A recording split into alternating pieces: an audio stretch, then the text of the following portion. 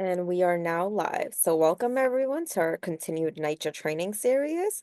Today we are talking about repairs. Thank you to the Legal Aid Society for conducting this training. And today we are here with Ayana Heward and Martha Carrasquillo.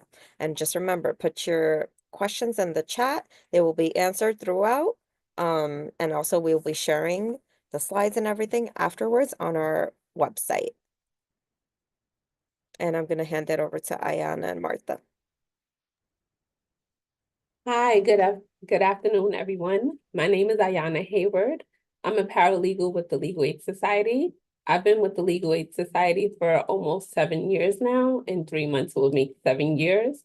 I was previously a paralegal in Brooklyn doing public benefits work, and I transferred over to the public housing unit. I have been here for now a little over a year and a half. I'll pass it over to my colleague, Martha. Thank you, Ayana. Hi, everyone. My name is Martha Carrasquillo. I'm a paralegal case handler with the Public Housing Unit, and I'm happy to be here with my colleague. Yeah, just if you have any questions, put it in the chat. I think we have other members from our team here who may be able to chime in, but definitely if you have any questions, put it in the chat. Well, good afternoon, everyone. Thank you for taking time out your day to be with us today. Today, as part of Housing Court Answers NYCHA series, I will be presenting on addressing repairs under NYCHA Section 9 and PACT. So I'll begin. I'll share my screen. Can you see my screen? Okay. So again, we're going to be discussing addressing repairs under NYCHA Section 9 and PACT. So I just listed some sources and some resources here. These are good resources and sources for you to use. We do have a news report here that you can read and look up. These are just really great sources to use. So we'll begin with NYCHA's history of neglect and mismanagement. NYCHA is infamous for their neglect and mismanagement. They do have a bad reputation, and we're going to start there. So there are 251 housing developments under NYCHA Public Housing, also known as Section 9. A lot of people are just hearing Section 9, but yes, NYCHA Public Housing is referred to as Section 9. Many of NYCHA buildings were built in the 1940s to the 1970s. That's about 55 to 85 years ago. For decades, NYCHA has failed to maintain and modernize its buildings, including upgrading systems such as boilers. NYCHA's neglect led to issues such as leaks, mold, broken boilers, rodent infestation, crumbling infrastructures, and more. Now, by the mid-2010s, NYCHA had a backlog of numerous work orders, resulting in a delay of emergency repairs and tenants waited for months or years for just basic repairs. I put a link here to New York City Housing Authority's NYCHA metrics. This is a great resource where you can see, just kind of measurement and how many open tickets they have. It gives you a real good view and charts of open tickets and repair issues and even things that have been addressed. Now, NYCHA often closed tickets alleging tenants were not home. They failed to make incomplete repairs and logged incomplete repairs as completed. Again, NYCHA has a bad reputation, and they were often infamous and known for doing these things. NYCHA tenants have faced many issues dealing with NYCHA in repairs. NYCHA's deceit, neglect, and mismanagement has led to mistrust from tenants. Now, let's get on to the major scandals. So, in 2017, the Department of Investigation reported that NYCHA falsified lead paint inspections. NYCHA falsely claimed to have conducted the required annual lead paint inspections in thousands of apartments. They submitted documents to the federal government, HUD, asserting that the inspections were complete when they have not been conducted. Now, this exposed thousands of children to potential lead poisoning, which can cause irreversible mental and physical damage. I put links here to the DOI report and also the New York One report who reported on it. Now, the U.S. Department of the New York Department of Housing and Urban Development, known as HUD, investigated and found that NYCHA had lied to federal inspectors. They failed to maintain safe housing conditions and neglected its legal responsibility in safety hazards. In 2018, the U.S. Attorney for the Southern District of New York, they filed a lawsuit against NYCHA for deliberate cover-ups of poor living conditions, lying to HUD inspectors, and repeated failure to address and make repairs.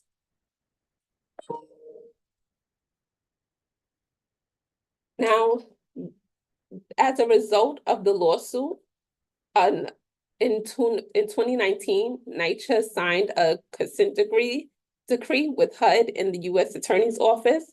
The consent decree included appointment of a federal monitor, Bart Schwartz, who was a former prosecutor. And the purpose of the federal monitor was to oversee NYCHA's compliance and reform efforts, focusing on mold and leaks, lead paint abatement, heat and elevator systems, pest control and garbage management, transparency, and work order tracking. The federal monitor is required to submit progress reports at least 4 to 6 times per year. Reports are publicly available and submitted to HUD, the U.S. Attorney's Office for the Southern District of New York, and the Mayor of New York City. Now, Bart Schwartz submitted their final report in 2024. Neil Barofsky and Matt Sapola assumed the role of the federal monitors and are currently in that position today. Now, most of us here, or I believe most of us here, are advocates, and we haven't dealt with many NYCHA tenants. We often know and realize the effect on NYCHA's deceit, their neglect and mismanagement, and backlog, the effects that it has on our clients, on NYCHA tenants. Their deceit, their neglect, mismanagement, and backlog has severely affected NYCHA tenants, impacting their health, safety, mental well-being, and quality of life. NYCHA tenants often deal with unaddressed issues for months to years. Tenants are often at risk or have developed asthma, respiratory illness, and lead poisoning. Broken intercoms and locks, poor lighting, damaged elevators are safety risks that tenants often encounter. Many tenants experience stress, anxiety, and frustration due to unresolved repairs. Tenants also often miss work or school due to scheduled inspection or maintenance repairs that never occur. So from that, we're going to get into addressing repairs under Section 9, public housing. Now, we're going to start with how to request repairs. To request repairs, tenants should contact NYCHA's Customer Contact Center, also known as the CCC. That number is listed here. Most of us probably know it by heart, 718-707-7771. Repair requests can also be submitted via the My NYCHA app, which you see here, or they can be submitted online via the My NYCHA website. Tenants can request repair of their unit and public spaces in their buildings. Now, for skilled trade tickets, tenants can contact their neighborhood planning units to make an appointment. Now, this contact information for this unit is not publicly available. It's usually provided on a repair slip provided by the maintenance worker or by the property management office. And we'll get into how tenants get access to those numbers. Now, I just want to discuss the different kind of maintenance and skilled trade workers available to handle different kind of jobs in NYCHA. So you have your maintenance workers. They're responsible for routine and basic maintenance repairs in apartments, common areas, and buildings. They first respond to any repair request and create follow-up repair tickets if additional specialized work is needed. During the assessment, a maintenance worker assesses the repairs and completes minor repairs on the spot. Now, minor repairs are any jobs that can be performed by maintenance workers, and these usually include leaky faucets, doorknobs, and lock repairs, and even stoppages, so just something small. If needed, during the assessment, the maintenance worker will determine and will create a follow-up ticket for environmental testing, skilled trades, or vendors. The maintenance worker will provide the tenant with the ticket number and information on next steps. And usually the next steps will include contacting the neighborhood planning office to schedule skilled trades and vendor tickets. And this is when the tenant will obtain the number for the neighborhood planning office. Now, all follow-up tickets require different work ticket numbers. For skilled trades, they are assigned to perform complex repairs that cannot be completed by maintenance workers. So examples of these trades include painters, plasters, carpenters, plumbers, electricians, and exterminators. Vendors, they're contracted to perform complex repairs that are outside the scope of skilled trade workers. Vendors include contractors, consultants, and construction firms, and they often are used for large-scale projects such as boiler replacement, roof reconstruction, facade restoration, and elevator modernization. Caretakers, they're responsible for keeping the development and the buildings clean. Now, after a tenant creates a ticket for repair, so there's a response, and we're going to get into the NYCHA's response. So when submitting a request for repair, the tenant creates a maintenance ticket for a maintenance assessment. Again, the maintenance tickets are scheduled for the next available appointment date. Emergency repairs are not scheduled. So NYCHA has a set response time frame of within 24 hours. So this is based on the type of emergency and the availability of staff. So emergencies can include the following. So danger or potential danger to life or limb caused by a maintenance problem, explosions, fires, gas leaks, elevators out of order, floods, main sewer and stoppages, apartment door knobs not working, toilet stoppages, heat and hot water complaints, power failures, and apartments without electricity. So those are all maintenance issues that they will respond to within 24 hours or should be responded to within 24 hours. During the assessment, a maintenance worker assesses the repairs and completes minor repairs on the spot. Again, a minor repair, it could be performed by a maintenance worker in their maintenance assessment. And then usually, again, includes just small jobs. If needed, again, the maintenance worker will create a follow-up ticket for environmental testing, skilled trades, or vendors. And they will provide the tenant with the repair slip. The slip will have the ticket number, needed repair, and the contact information for the neighborhood planner. The neighborhood planner schedules tickets for skilled trades, which include painters, plasters, carpenters, plumbers, electricians, exterminators. Now, for access, we'll discuss access. So for any scheduled repairs, the head of household or someone 18 years or older must be in an apartment at the time of the scheduled appointment to allow NYCHA staff access to make the repairs. Now, for repairs that need immediate attention due to safety issues, NYCHA may access a tenant's apartment without a scheduled appointment. This is contained in a public housing lease between tenant and NYCHA. NYCHA is required to provide advance notification except in emergencies such as fire, gas, or water leak. NYCHA employees and vendors are required to carry and display identification when visiting a tenant's apartment. If the employee or vendor cannot present an ID card, tenants should not allow access to their apartment. Now for the repair time, the average length of time to complete repair from the maintenance assessment to final completion, it depends on the severity of the job, NYCHA's capacity, and staffing levels. Again, minor repairs are often completed during the scheduled repair appointment. Now NYCHA, they do have a high demand for repairs, resulting in very long wait time for skilled trades and vendor repairs. And we often see and learn of NYCHA tenants who live in their developments. They are often waiting and having a hard time getting any skilled trade tickets and vendor repairs completed.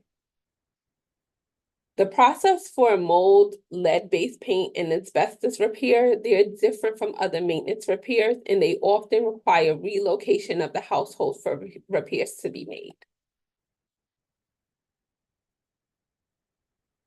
Now, for heat and hot water, NYCHA is required to provide hot water 365 days per year. So that's every day, all year, 24 hours, 7 days a week, at a constant minimum temperature of 120 degrees Fahrenheit. For heat, NYCHA must provide heat during the heating season. That's October 1st through May 31st. Building owners must maintain an indoor temperature of at least 68 degrees between 6 a.m. and 10 p.m. when it's below 55 degrees outside. And from 10 p.m. to 6 a.m., the indoor temperature must be at least 62 degrees regardless of the temperature outside. And you can find this information on NYCHA's website. Here's the website here. There actually was a case that I do want to mention. It's Diamond Brick versus NYCHA, which was a class action brought against NYCHA for damages based on claims that NYCHA breached the warrant of habitability due to heat and hot water outages during 2017 to 2018 heating season. Now, the case was settled with the total settlement compensation of $5 million that was distributed solely in the form of rent credits to be shared among the settlement class. And I'm not sure, but if you have any clients, they may have saw a small credit resulting from this settlement on their rent receipts, and that should have been maybe this past January to February.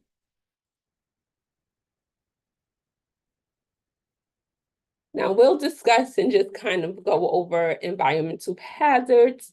And these environmental hazards, as I had explained previously, tenants may have to be relocated due to these issues. And this just is a whole different type of situation. And the repair time differs from other repairs because it's hazardous and it poses a risk to health and safety. So for mold, it's a fungal growth that can develop in damp areas and on damp surfaces.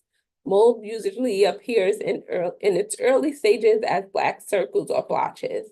Mold exposure can be harmful to individuals that suffer from allergies, asthma, or weakened immune systems. Lead-based paint, houses and apartments built before 1978 may have paint that contains lead. Lead exposure, even in small amounts, can harm both children and adults, potentially causing developmental problems, learning difficulties, and other health issues. Now, for asbestos, it's a naturally occurring group of fibrous silicate minerals that were widely used in building materials and other products due to their strength, heat, and fire resistance. Exposure to asbestos fibers, especially when released in the air, can lead to serious health problems, including lung disease. So just based off this, you can understand why a family, a household, a tenant will be required to be relocated so that NYCHA addresses these issues, because it is harmful to tenants and their health. Now, we have for mold issues, we have the Ombuds Call Center, the OC, also known as the OCC, who deals with mold and leaks. NYCHA, they are under court order to effectively remediate mold and excessive moisture in a timely fashion.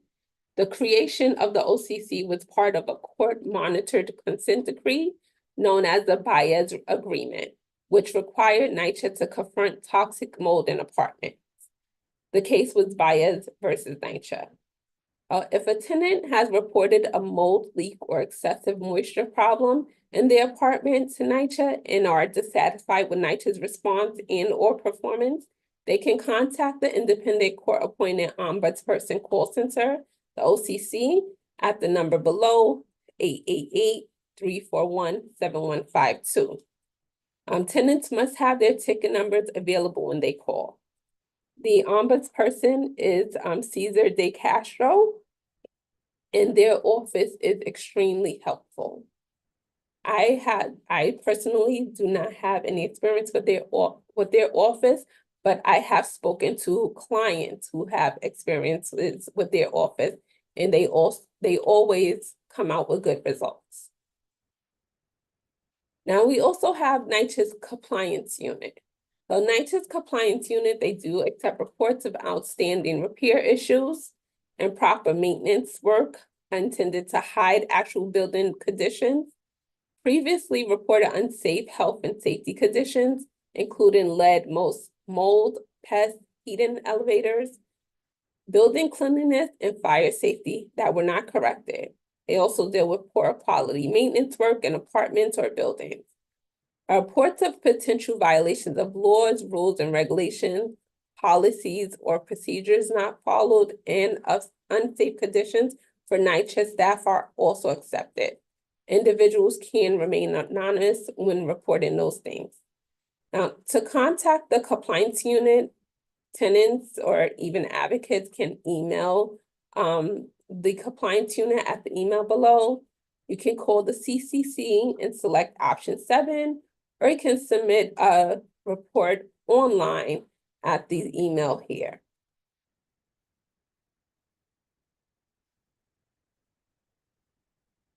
Now, we discussed the environmental hazards and how harmful they can be. So, in that tenants and households need to be relocated due to repair and abatements of these things. So relocation in NYCHA is required when conditions within a unit pose serious health or safety risks that can't be quickly resolved. These health and safety risks again include the mold, lead contamination, asbestos exposures, and can also include fires and floods and structural damage such as collapsing ceilings. Depending on the severity and length of repairs needed, tenants may be moved temporarily or permanently to another NYCHA unit. For life-threatening conditions, NYCHA has an emergency transfer process. In urgent cases, tenants are temporarily placed in hotels. So you may have some tenants that you know of have been in hotels or are currently in hotels due to NYCHA having to address the environmental hazards in their apartment. NYCHA does have a resident relocation service department that provides relocation and move-in services for residents. And you can find additional information on their relocation services page of their website. In addition to individual unit repairs, they do have building-wide repairs. A building-wide repair is any repair that concerns a building's common areas, facade, or development grounds. These repairs include gas leaks, steam leaks, heat and hot water outages, electrical and power outages, intercom repair, broken mailboxes, rodent infestation, and more. Tenants can report these issues, again, by contacting CCC, submit a report through the My NYCHA app or the website. Tenants can check NYCHA's website for planned and unplanned outages. For planned heat, elevator, gas, electric electricity outages, the restoration times vary. Now, after a tenant has, they have made their complaints, for unaddressed complaints, they have, they can follow up with their property management office. For mold issues, you can contact the OCC. And you can also contact the compliance unit for NYCHA failing to address any issues. In addition, tenants can also contact NYCHA's borough office. So for outstanding repair issues, tenants can contact their borough office for assistance. Tenants must have their ticket numbers available when they call.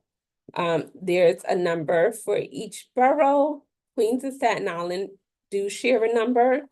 Personally, I have contacted the borough office for a client and I got good results when I did.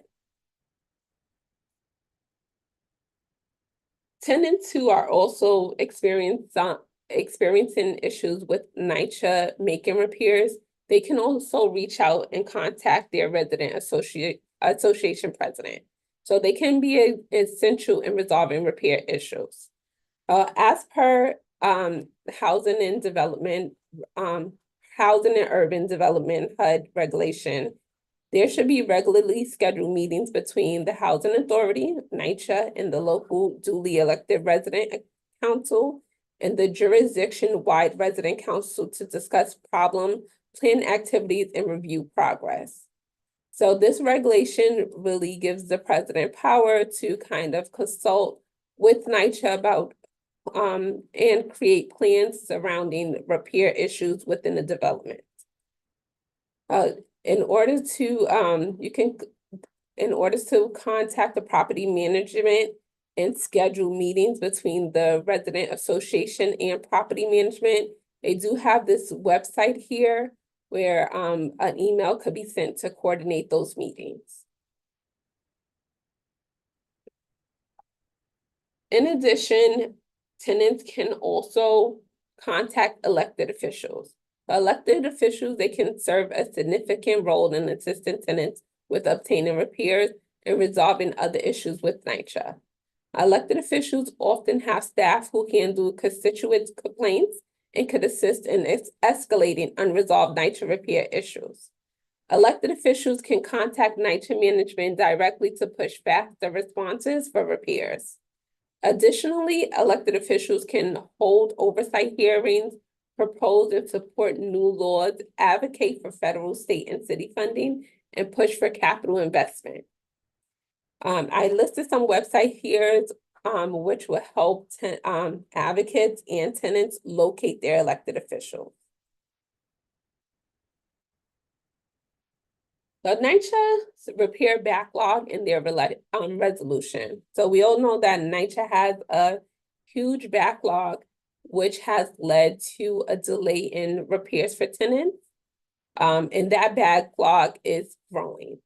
Contributing factors for the backlog are reported as staffing shortages, aging infrastructure, and lack of funding. NYCHA reports to need $78.3 billion to fully renovate and modernize its housing. NYCHA implemented PAC, which is a Permit Affordability Commitment Together, to address its extensive repair backlog. So other initiatives to resolve the repair backlog include the Public Housing Trust, work order reform and skilled trade focus, enhanced maintenance and emergency response, capital investment plan, and supporting federal legislation aimed at securing additional funding. Now, we'll briefly discuss PAC. We previously had a presentation on it. Martha previously presented on PAC, so I don't want to go too into it. But PAC is New York's version of RAD, which is the rental assistance demonstration. NYCHA's PAC program is a public-private partnership with NYCHA and private developers. Under PAC, NYCHA developments convert from public housing Section 9 to project-based Section 8. Through this program, it allows NYCHA to unlock funding to complete comprehensive repairs. Now, it's reported that the implementation of PAC has reduced NYCHA repair backlog by approximately $2 billion. NYCHA no longer manages developments converted through PAC. They take on a different role in the conversion. Converted developments are managed by private management companies. So now we'll go on to, we finished with NYCHA section 9 on how to address those repairs. We'll now discuss addressing repairs under NYCHA project-based section 8. So tenants in now PAC developments will experience reporting repairs in a different way.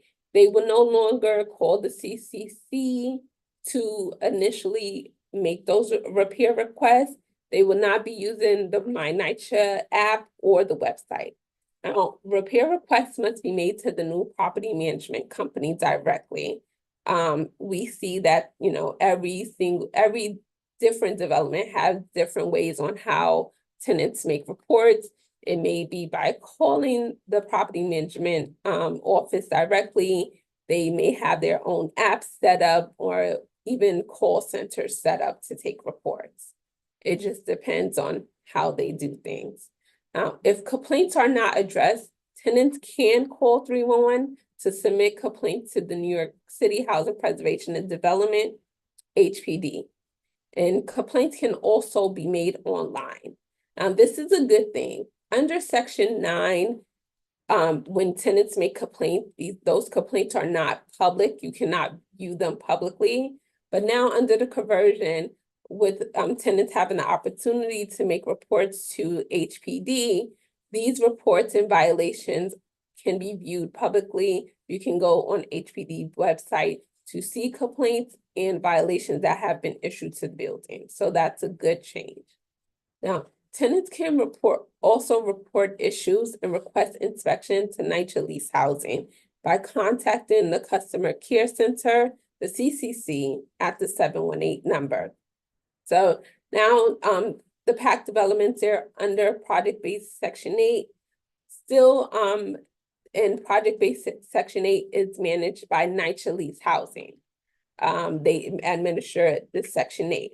So if tenants are having issues with your property management, making repairs, they have these repair issues in their apartment, they can contact NYCHA Lease Housing to come and inspect their apartment.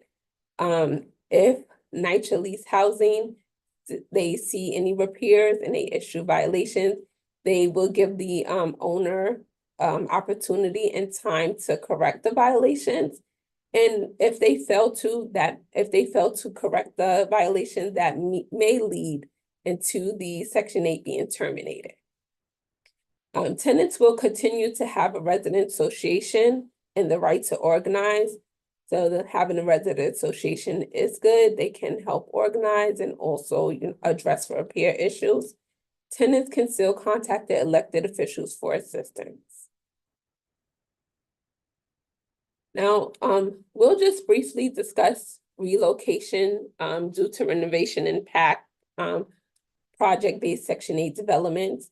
So, as you know, PAC was introduced to address repair issues. Under PAC, the developments are undergoing extensive repair and renovations. And during the renovations, some people in some developments, they are expected to be completed while the tenant remains in place. In other PAC developments, tenants may be completely relocated until full renovation of their unit is complete. PAC converted sites, they do have a relocation team that will assist tenants with relocation from their permanent unit to a temporary unit. Assistance will be provided by the team, and it will consist of taking inventory of the tenant's items, packing and moving, storage, disconnecting and or reconnecting utilities, and more. The cost will be covered by the new management company. Temporary move agreements will be provided, and tenants have the right to return to their original units once renovation is complete.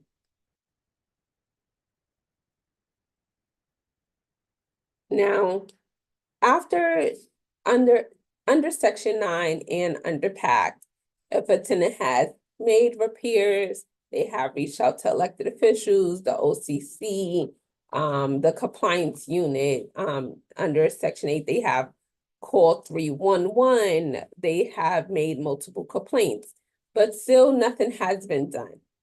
The next step will be to take legal action. Now, there's a warrant of habitability. This is an implied tenant right to safe, livable, and sanitary apartment.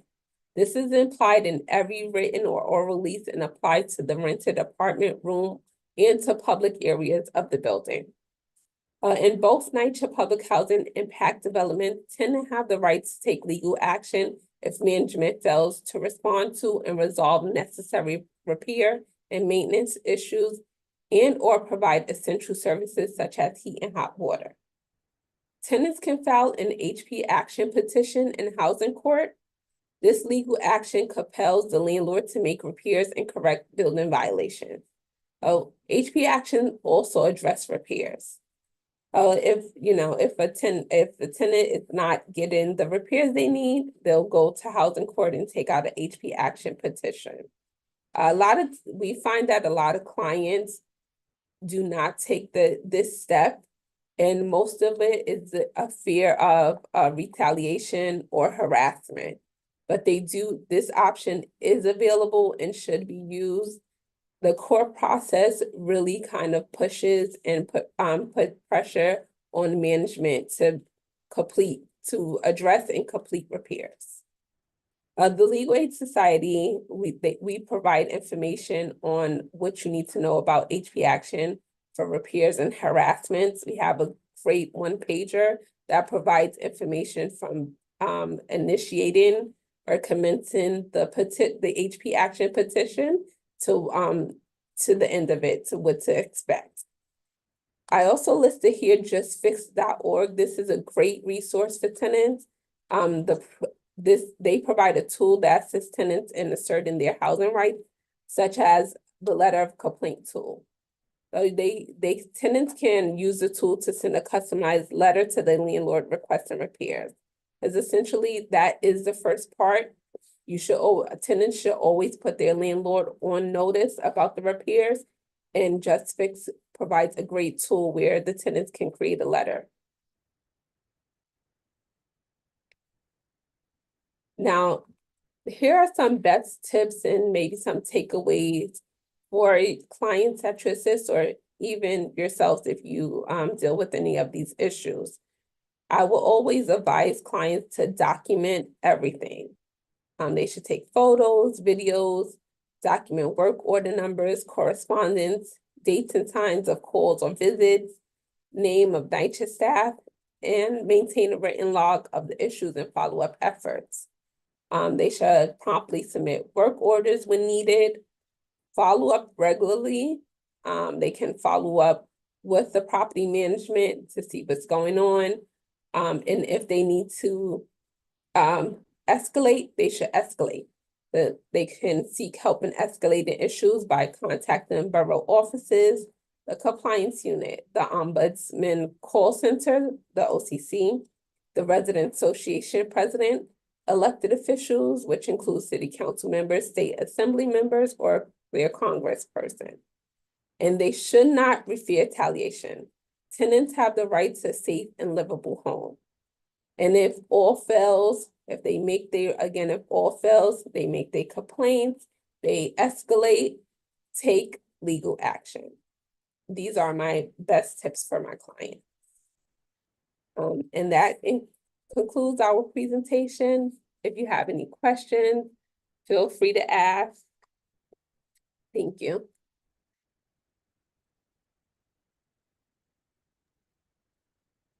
Okay, great.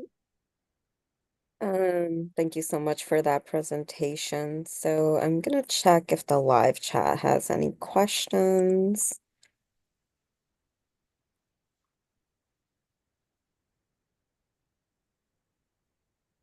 Just give everyone a minute to put in any questions if you have. Just to let everyone know, we do, if you are a tenant or have any uh, clients you want to refer, we do have a training we do weekly now about that's geared towards tenants, about different topics like non-payment, holdover, repairs. Um, this information might be a little hard to understand if you're don't necessarily deal with this on a daily basis. So we do have a tenant-friendly version of um a similar training. And then we also have other trainings that are coming up for as part of the NYCHA series. And then also that's not separate from the NYCHA series. So next week, the NYCHA series will be talking about remaining family member. Um, Friday, we actually have a training about repairs, like taking your landlord to court for repairs. So I'm putting that link there. Um, and just a bunch of other trainings. But and that's where also this training will be posted after we finish today. But yeah, just feel free to like attend those trainings. Um, but yeah, do you have any other questions, anyone? There's a question in the chat. When will the slides be available? Yeah, so we post the slides on our website and it's the second link. That will be available after the training is finished. So it should be up by the end of the day today.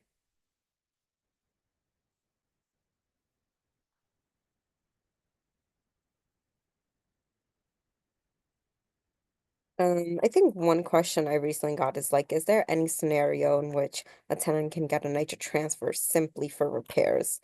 That's usually like, that's like rodent infestation or something.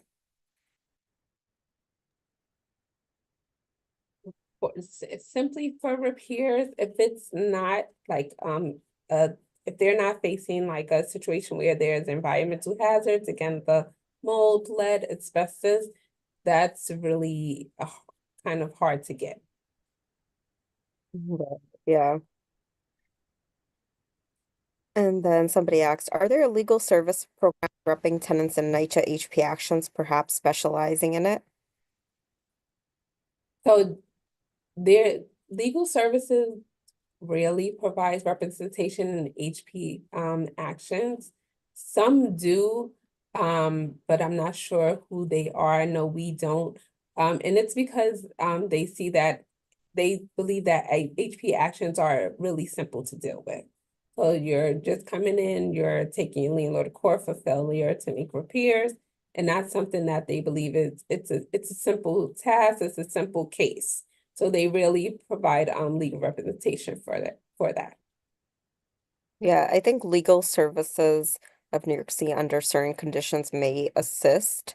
I know they have a program, but it's you have to meet certain qualifiers. So if you can always call Housing Court Answers to talk more about that to see if you maybe that's one of the cases they will be willing to take on. But even then, it's very limited. So your question, John, is anyone repping NYCHA tenants in small claims cases against NYCHA for abatement or damages? We can't speak for everyone, but I feel like that's something you may be able to find like statistics, maybe, or information on the internet.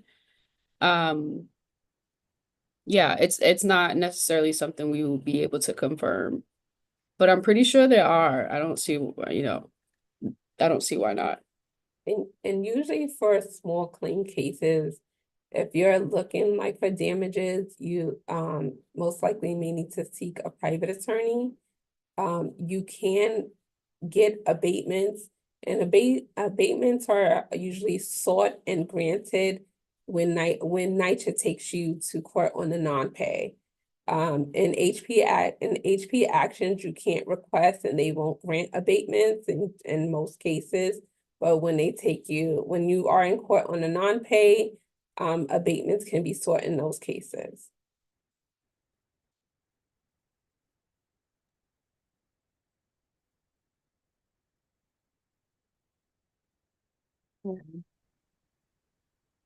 Um, let's see. Any other questions? These are all really good questions. Yeah. I don't see anything else, so if that's it, then we will end the training here. But I do want to give a shout out, as always, to the Legal Aid Society, specifically Martha and Ayana. Thank you so much for doing this. And just everyone remember, next week we have remaining family members. So that talks about a little bit about succession rights. I think we'll discuss a little bit since that's what essentially, which is the remaining family members is the equivalent term of succession rights for NYCHA tenants.